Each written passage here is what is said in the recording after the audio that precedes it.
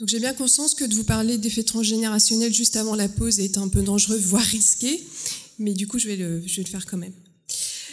Donc mon exposé va porter sur l'effet transgénérationnel d'une exposition pendant la gestation au chlordécone et pour évaluer ensuite ses fonctions sur la reproduction chez un modèle murin. Donc pourquoi on s'intéresse à la fertilité dans le cadre du chlordécone? Luc Multinier en a parlé précédemment. Il a été montré lors de l'exposition professionnelle des travailleurs dans l'usine d'Hopewell chez l'adulte et ce à de fortes doses, que les travailleurs présentaient des problèmes d'oligospermie, c'est-à-dire une baisse de la concentration spermatique dans le sperme, ainsi qu'une diminution de la mobilité des spermatozoïdes.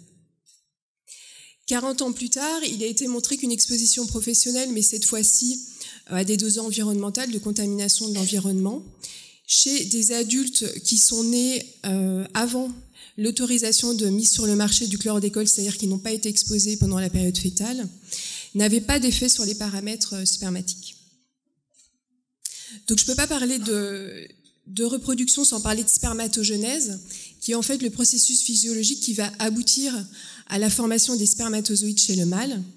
Et ce processus, il a lieu dans l'épithélium séminifère, que l'on voit ici, qui est une structure très organisée, où les cellules vont se différencier de la périphérie vers la lumière de ce qu'on appelle le tube séminifère. Et ce processus, il va être divisé en 3 phases. Une première phase de mitose, où les cellules de type souche, qu'on appelle les spermatogonies, vont proliférer de façon clonale pour constituer un pool de cellules souches qui vont permettre au mâle de procréer tout au long de la vie. On a une deuxième phase de méiose, qui est une phase très particulière puisqu'elle va permettre d'aboutir à la formation de cellules qu'on dit haploïdes, avec un seul N de chromosomes. Et c'est pendant cette phase en fait qu'on va avoir un brassage du génome avec des échanges de molécules d'ADN entre les chromatides des chromosomes homologues. Et c'est ce brassage génétique qui fait que dans la salle, on est tous différents les uns des autres. Et enfin, pour terminer, une troisième phase qui va permettre de passer de cellules qui sont assez rondes à des cellules plus allongées et qui ont une forme de spermatozoïde que vous connaissez bien entendu. Alors la question posée par notre étude est la suivante, étant donné qu'on sait que le chlordécone est un perturbateur endocrinien, qu'il traverse la barrière placentaire et qu'on a montré qu'à de fortes doses, il peut induire des troubles de la fertilité. La question qu'on s'est posée, c'est est-ce qu'une exposition gestationnelle au chlordécone, mais à de faibles doses, peut induire des effets transgénérationnels, c'est-à-dire qui vont traverser les générations, et ce sur les capacités reproductives. Donc le modèle qu'on a dressé, c'est on a traité des souris pendant la gestation, qu'on appelle souris F0, ici, à des doses faibles de chlordécone qui sont de 100 microgrammes par kilogramme et par jour, qui est la dose chez la souris de Noaël, c'est-à-dire une dose sans effet nocif observable. Et ce, pendant une fenêtre critique pour la maturation des cellules germinales pendant le développement.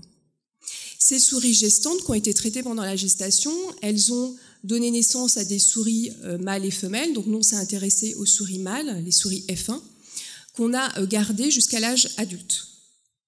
Ces souris F1, on les a ensuite croisées avec des souris femelles qui n'ont jamais été traitées au chlordécone pour obtenir des souris de la deuxième génération, des souris mâles et femelles. On a gardé les souris mâles qu'on a gardées jusqu'à l'âge adulte. Et ces souris F2, on les a à nouveau croisées avec des souris femelles qui n'ont jamais vu de chlordécone pour obtenir des souris à la 3e génération après traitement. Donc vous pouvez vous imaginer que c'est des expériences qui sont très longues et très coûteuses. Et ensuite, on a regardé 2 choses. L'effet du chlordécone sur la descendance directe, c'est-à-dire sur les souris F1, donc souris dont la mère a été traitée. Et puis on s'est intéressé aux souris F3 et c'est là qu'on va regarder l'effet transgénérationnel. Alors pourquoi il faut attendre la 3e génération pour regarder un effet transgénérationnel, c'est-à-dire qui traverse les générations?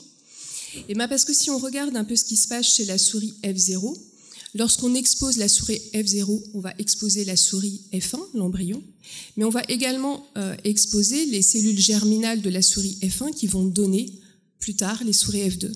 Donc la première génération de souris qui n'est pas directement exposées à la molécule, c'est bien les souris qu'on observe à la 3e génération, et c'est là qu'on parle d'effet transgénérationnel. Donc la première partie de notre étude a cherché à évaluer si le chlordécone pouvait affecter un peu la première phase de la spermatogénèse, où il y a constitution du stock de cellules souches. Et pour ça, on a fait, alors on voit pas très bien, j'avais demandé à ce qu'on baisse la lumière, mais vous allez imaginer ce que je dis. On a marqué en fait sur des coupes de tissu soit les spermatogonies, qui sont les cellules de type souche dont je vous ai parlé, soit les cellules de Sertoli, qui sont elles des cellules somatiques qui vont être là pour aider les cellules germinales à se différencier. Et on a compté les cellules de Sertoli et les spermatogonies. Et ce qu'on voit, c'est que le chlordécone, 3 générations après le traitement, n'a pas d'effet sur les cellules somatiques, mais par contre que le chlordécone induit une baisse du nombre de spermatogonies à la 3e génération, c'est-à-dire entame un peu le stock de cellules de type souche. On s'est intéressé ensuite au ratio entre cellules de Sertoli et spermatogonie, qui est indispensable à un bon fonctionnement de la spermatogénèse. Et étant donné qu'ici on a une baisse du nombre de spermatogonies, on voit que ce ratio ici il augmente. Alors la deuxième chose à laquelle on s'est intéressé, c'est la méiose, qui est la 2e phase de la spermatogénèse. Donc là, ce serait vraiment bien qu'on baisse la lumière, mais la méiose, et on s'est intéressé à 2 choses. D'une part, la réparation, et ensuite l'accollement des chromatides sœurs. Et ce qu'on voit, en fait, ce qu'on a regardé, c'est une protéine qui s'appelle DMC1. Et je vous ai dit que pendant la méiose, il pouvait y avoir des échanges de fragments de chromosomes, et pour qu'il y ait échange, il faut qu'à un moment, la machinerie cellulaire, elle coupe. Et bien, DMC1 va se localiser aux endroits de coupure de la molécule d'ADN, et la machinerie cellulaire va très vite réparer en fait ces endroits de coupure. Et ce qu'on observe dans les conditions chlordécone, c'est qu'on a beaucoup plus de points en fait qui représentent la localisation de DMC1 sur les chromosomes ici que vous voyez en vert. Donc ça, c'est sur des étalements de chromosomes, c'est-à-dire qu'on prend les cellules, on les fait éclater, on visualise les chromosomes de la cellule. Et ce qui indique, si on a beaucoup plus de foci, c'est-à-dire de points où on localise cette protéine, qu'il y a beaucoup plus de cassures qui ne vont pas être réparées après exposition au chlordécone, c'est-à-dire que la machinerie cellulaire a un défaut de réparation de l'ADN. La deuxième chose qu'on a regardée, c'est le synapsing entre les chromosomes homologues. Alors, lors de la méiose, en fait, ça fonctionne un peu comme une fermeture éclair, c'est-à-dire que les chromosomes homologues vont se mettre ensemble pour permettre cette étape de la maturation. Et en fait, on va regarder là une protéine qu'on appelle SCP1 et qui va nous permettre de détecter s'il y a des problèmes de synapsing ou pas. Et ce qu'on a vu, c'est que dans les conditions chlordécone, l'accollement des chromosomes homologues se faisait plus mal, significativement, que dans les conditions contrôle. Et on observe même des défauts ici, en fait, où les chromosomes vont se lier les uns aux autres par leur extrémité, ce qui est totalement anormal et ce qui conduit à la mort de la cellule ultérieurement.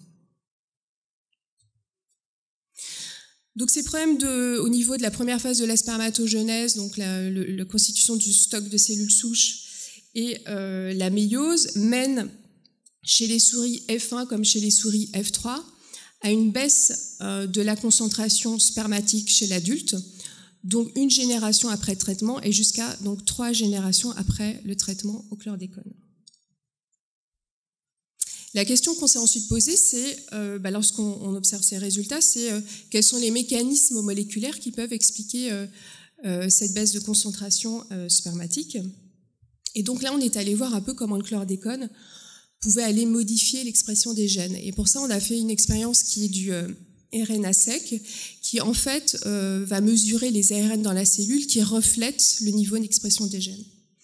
Et donc là, c'est un gros résumé des résultats, ce qu'on appelle un heatmap.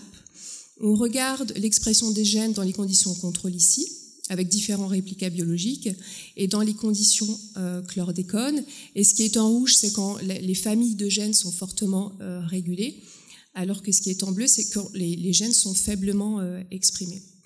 Et donc on regroupe un peu ces gènes en familles, et ce qu'on voit, c'est que les gènes qui sont fortement dérégulés appartiennent par exemple, interviennent dans la ségrégation des chromosomes, dans la division cellulaire, dans le cycle cellulaire, dans la réparation de l'ADN, donc vraiment dans des mécanismes qui sont très fondamentaux pour le fonctionnement cellulaire.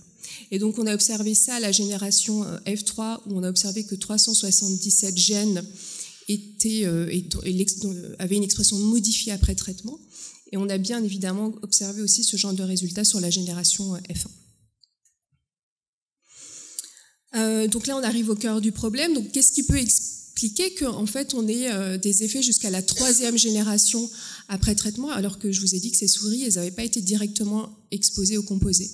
Et bien, c'est là qu'on tombe dans les effets épigénétiques, c'est-à-dire que maintenant, on sait qu'il n'y a pas que la séquence d'ADN qui compte, mais il y a aussi des petits groupements chimiques qui viennent en fait se fixer sur la séquence d'ADN. Donc ça peut être des groupes méthylés, acétylés, et que ces petits groupements chimiques qui viennent taguer l'ADN, donc qui touchent pas du tout à la séquence du génome, vont en fait venir réguler l'expression des gènes. Et donc c'est ce qu'on est allé regarder. Et on a vu, donc ça c'est un exemple sur un gène. Donc on est capable de modéliser ces altérations épigénétiques, et elles sont représentées ici par des pics. Donc là on est dans une condition contrôle ici avec chlordécone là sur un gène. Donc ça c'est très artificiel, c'est une modélisation mathématique. Et on voit qu'il y a des pics là par exemple qui sont présents ici pour le chlordécone et qui sont absents pour le contrôle. Et cette marque épigénétique qu'on a regardée, c'est une marque, donc peu importe son nom, mais c'est une marque qui est très importante pour la régulation de l'expression des gènes et aussi pour le déroulement de la méiose proprement dit. Donc on a un peu brossé tout le génome, et ce qu'on a vu, c'est que à la 3e génération, le chlordécone était capable de modifier la localisation de ces pics, la localisation étant complètement dépendante de l'effet de la molécule sur l'expression des gènes, et que les pics que l'on voyait délocalisés étaient surtout présents au niveau de gènes qui étaient impliqués des facteurs de transcription, donc qui vraiment sont impliqués dans la régulation du fonctionnement de la machinerie cellulaire, mais également dans des gènes de la voie de signalisation des œstrogènes. Donc voilà pour conclure et terminer cet exposé. Donc ce que l'on peut dire suite à ces expériences, c'est que l'exposition pendant la gestation au chlordécone affecte la maturation des cellules germinales et donc affecte in fine la production spermatique 1 et jusqu'à 3 générations après traitement. Et on peut faire 2 constats quant à l'exposition au chlordécone.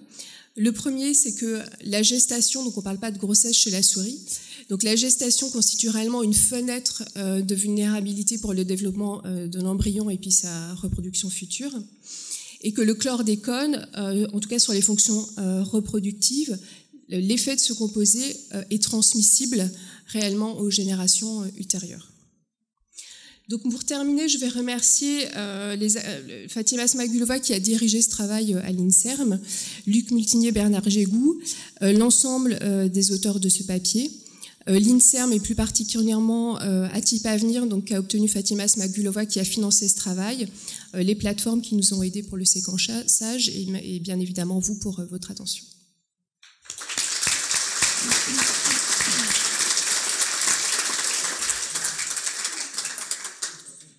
Merci Aurore. On peut prendre quelques questions.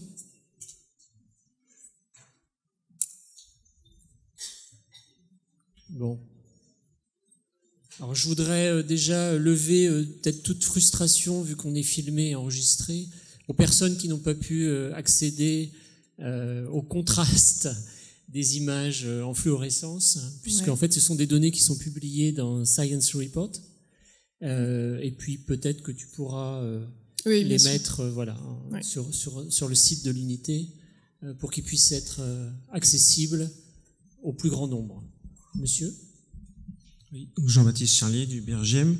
Merci pour la présentation. Pour moi, ça fait écho à quelque chose, c'est-à-dire que ce problème transgénérationnel, si on imagine sur la population des Antilles, en gros, pour faire court, on a une sorte de faisceau d'indices qui nous dirait que dans les années 70-80, en tout cas sur l'eau, on a eu des concentrations très très élevées, potentiellement plus élevées, même vraiment significativement plus élevées que ce qu'on a aujourd'hui dans les rivières.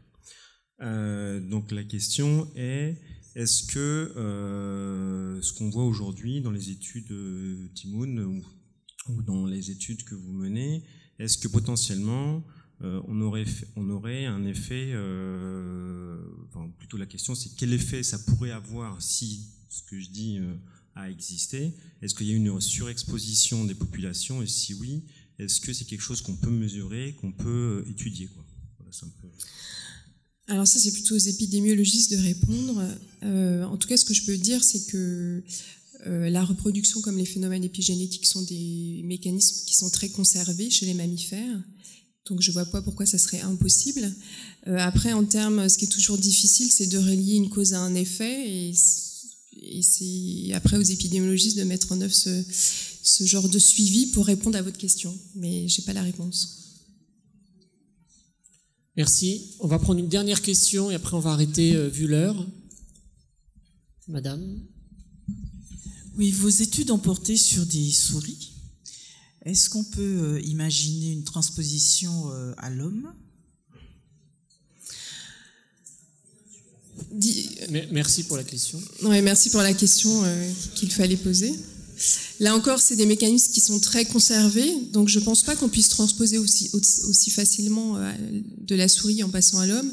Néanmoins, ça donne juste des points d'attention, enfin, ça focalise un peu l'attention sur le fait que la gestation est une fenêtre de vulnérabilité et qu'il ne faut pas forcément considérer que l'exposition de la mère ou du fœtus, mais penser aussi à ce qui peut éventuellement se passer après.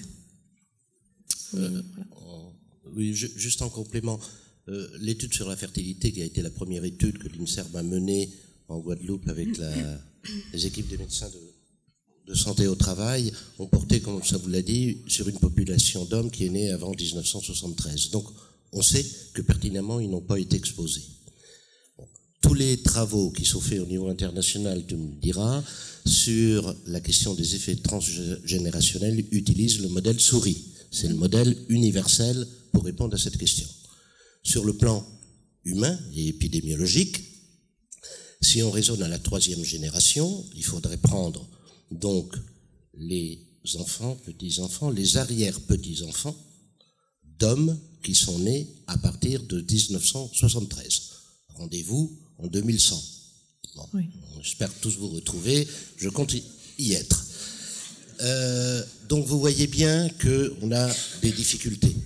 Alors, qu'est-ce qu'apportent ces études? C'est simplement une information scientifique qui, sur les questions donc d'effets transgénérationnels et épigénétiques, sont posées, et ce sont des éléments qui doivent ensuite éclairer les autorités d'évaluation de risque, etc., pour prendre ces travaux et ensuite adopter les mesures donc de prévention, voilà, et on en revient toujours à la même question. Mais sur le plan épidémiologique, vous voyez de la difficulté.